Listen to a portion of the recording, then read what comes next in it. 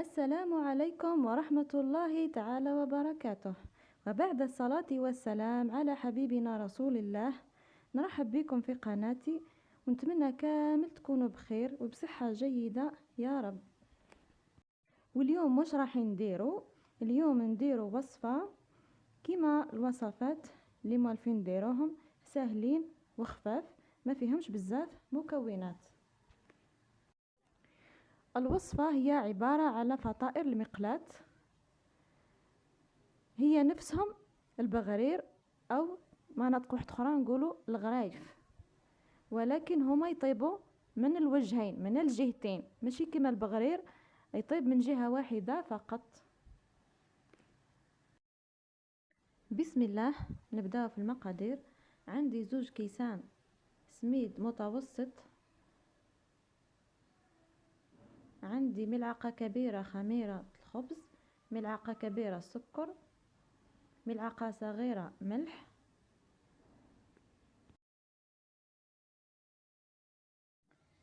بنفس الكاس اللي حطينا به السميد نحط به الماء يكون بدرجة حرارة الغرفة، وإذا كان برد الحال تقدروا تفيوه شوية برك.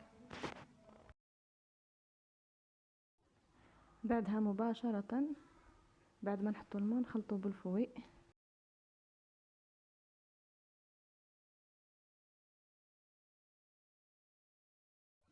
بعد ما حركناه بالفوي دركا نرحيوه لمدة دقيقة أو دقيقتين فقط.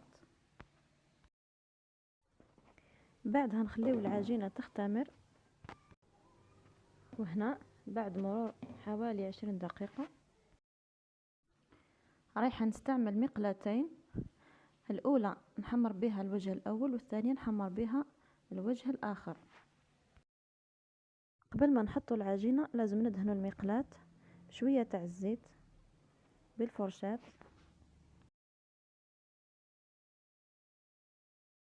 ندهنوا المقلة الثانية بشوية تاع الزيت باه العجينة ما تلتصقش. ودركا قلبت الحبة اللي كانت في المقلة الأولى قلبتها في المقلة الثانية باه يطيب الوجه الثاني.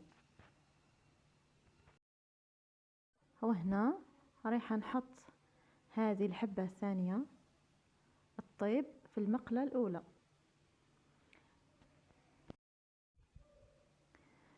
نكمل نطيب الحبة الأولى ونقلبها حتى نشوفها حمارت مليح، وهذا الشكل النهائي نتاعها.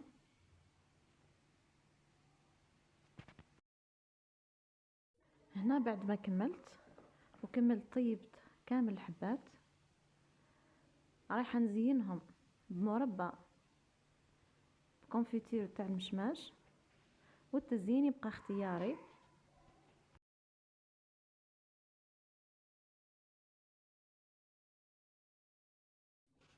اللي حابه دير لهم العسل، وكاين اللي حابه دير لهم بالزبده والسكر، والاطفال يحبوها بشوكولا، شوكولاته الطلي، كيما حبيتوا. وهكذا نكون كملت معاكم فيديو تاع نهار اليوم، ان شاء الله يعجبكم، وان شاء الله تكون الوصفه مليحه وعجبتكم، وان شاء الله تجربوها. ما بقى لي غير نقول لكم تبقاو على خير. سلام.